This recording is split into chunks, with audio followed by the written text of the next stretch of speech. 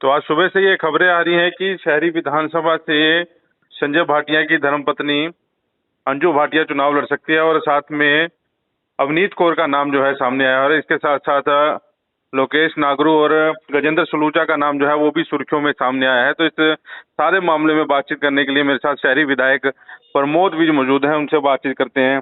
विज साहब, स्वागत है आपका। जी नमस्कार, सत श्रीकाल, कैसे हैं आप? बढ़िया सर, आप बताएं।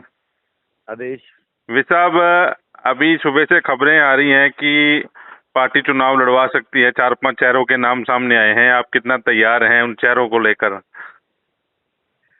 जी, ऐसे है कि भारतीय जनता पार्टी, हम तो कमल के निशान के लिए काम करते हैं जी। पिछली बार पार्टी ने मेरे पे विश्वास जता के टिकट दिया और कार्यकर्ता ने मेहनत करके जनता को विश्वास में लेके हमें चुनाव जिताया। इसके लिए जनता का हमेशा धन्यवाद रहा है, पार्टी का धन्यवाद है टिकट देने के लिए 2019 पे। जी। कमल के निशान पे काम करेंगे हम लोग। जी। पार्टी किसको टिकट देती है किसको नहीं देती है मेरी सोच का विषय नहीं है। जी। हमारी टिकट की चाहत है, दोबारा चुनाव लड़ने की चाहत है, पर मेरे समकक्ष मान लीजिए हमारे सभी साथी हैं और भारतीय जनता पार्टी के वो सब निष्ठावान कार्यकर्ता है। जी। चुनावी राजनीति में आने का मन अगर किसी का है तो नथिंग रॉन्ग इन दैट। जी। हर एक का हक है। जी। मेरा अपना प्रयास है जी। और मेरा प्रयास यह है कि मेरे को जो जिम्मेवारी दी गई थी मैंने इसको अच्छी तरह से निभाया है। पार्टी टिकट किसको देगी किसको नहीं देगी ये सोचना पार्टी का विषय है। जिसको पार्टी टिकट देगी, मेरी बात सुनिए जी, जिसको पार्टी टिकट देगी मैं आपसे वायदा करता हूँ कमल का निशान खिला के लाएंगे। तीसरी बार हरियाणा में सरकार बनाएंगे। मेरी मैंने ईमानदारी से काम किया, दिन रात काम किया है और पिछले 2-3 महीने से जो भी पार्टी के कार्यक्रम आ रहे हैं बढ़ चढ़ के इसमें भाग ले रहे हैं, बढ़ चढ़ के हम उसका काम कर रहे हैं। नए वोट हमने बनवाए हैं पूरी तरह से योजनाबद्ध तरीके से। मेरी पूरी टीम, लगभग इस टाइम 100 लोगों की टीम इसके ऊपर काम कर रही है विधानसभा में।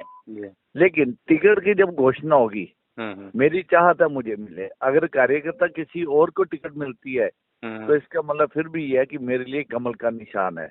और मैं तो यहाँ तक कहता हूँ अगर किसी को टिकट और को मिलेगी, मैं चाहता मैं मुझे मिले, पार्टी कंसिडर करे मुझे भी, बाकियों को कंसिडर करती होगी, उनका काम है ये। लेकिन अगर टिकट किसी और को जाती है तो मैं ईमानदारी से आपको कहता हूँ, मैं उस भाई को बहन को ये कहूंगा कि भाई मेरा ही कार्यालय इस्तेमाल करिएगा। हमने कमल का फूल निशान किया, कमल का फूल खिलाना है और तीसरी बार सरकार बनानी है। ये अच्छी बात आपने की है कि मतलब किसी को भी भावना से काम करना है कार्यकर्ता को। हमें मैं नहीं होनी चाहिए।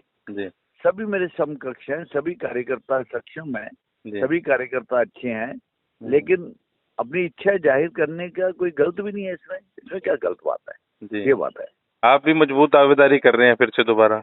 बिल्कुल है कि मैंने कहा है, मैंने अपने आप को ऑफर किया कि आई एम अवेलेबल और मैं एक टर्म और सेवा करना चाहूंगा कमल के फूल के निशान की और पार्टी मुझे टिकट दे और जनता से हम प्रार्थना करेंगे और हरियाणा में तीसरी बार सरकार बनाएंगे। क्योंकि 1782 करोड़ रुपए की जो बात बार बार सामने आती है, कुछ प्रोजेक्ट आपके जो ड्रीम प्रोजेक्ट थे वो पूरे हुए हैं, कुछ रह गए हैं, कुछ में आचार संहिता लग गई, वो भी आप सोचते हैं कि दोबारा पार्टी आपको मौका दे और वो जो प्रोजेक्ट है? मैं आपसे कुलन जी वादा करता हूँ टिकट मिलने पर मैं प्रेस कॉन्फ्रेंस जरूर करूंगा।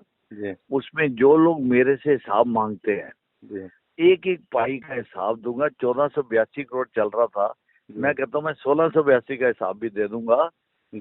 और उसके बाद मैं चाहूंगा, मैं निमंत्रण दूंगा उन सबको, विरोधियों को जो ये बात उछालते हैं, ताकि उस प्रेस कॉन्फ्रेंस में आमने सामने बैठे ना, बातचीत करें ना, जवाब लें, हमसे क्वेश्चन करें, हक क्या उनका। लेकिन अपने जवाब देने के बाद हम उन विपक्षियों से पूछेंगे उनके 70 साल का हिसाब क्या है, कुछ तो बता दो। पानीपत में तुमने किया क्या? 70 साल में क्या किया? किसी ने नहीं सोचा कि संत रोड डबल होनी चाहिए, गुहाना रोड डबल होनी चाहिए, सनोली रोड डबल होनी चाहिए, बड़े बड़े स्कूल बन रहे हैं वो बनने चाहिए, रेलवे ओवरब्रिज हम लेके आए हैं। किसी ने अंडरपास की तरफ ध्यान नहीं दिया, किसी ने इतना बड़ा हमने हॉस्पिटल बन रहा है जच्चा बच्चा हॉस्पिटल, किसी ने चिंता नहीं की इस बात की। पानीपत एक्सपेंड कर रहा है तो उसकी कोई चिंता करता? हमने सभी चीजों की चिंता की है, कार्यकर्ता की चिंता की है, समाज की चिंता की है। कुलोन जी एक एक पैसे का हिसाब देंगे कुलोन जी, पूरी प्रेस कॉन्फ्रेंस बुला के, फायदा आपसे। लेकिन अगर एक सवाल ये किया जाए कि प्रमोद विज की असली चाहत कौन सी है, कौन सा चेहरा जो है विधानसभा चुनाव में पार्टी उनको टिकट दे, आपकी भी कुछ इच्छा हो अगर आपके सिवा? तो सिर्फ अपनी है, उसके बाद निर्णय पार्टी का है। पार्टी जिसके पक्ष में निर्णय देगी, मैं आपसे वायदा करता हूँ पानीपत में एक बार फिर कमल का फूल खिलाएंगे और तीसरी बार सरकार बनाएंगे, ये आपसे वायदा है। और जिसको भी कमल का निशान मिलेगा, वो कोई भी कार्यकर्ता होगा जी, जैसे मैंने पहले कहा ना गुरुवन जी, दिन रात काम करेंगे, जिसको कमल का फूल का निशान मिलेगा, अपना कार्यालय जिस तरह से माननीय मनोहर लाल जी के चुनाव में कार्यालय पूर्ण रूप से चला आपने देखा।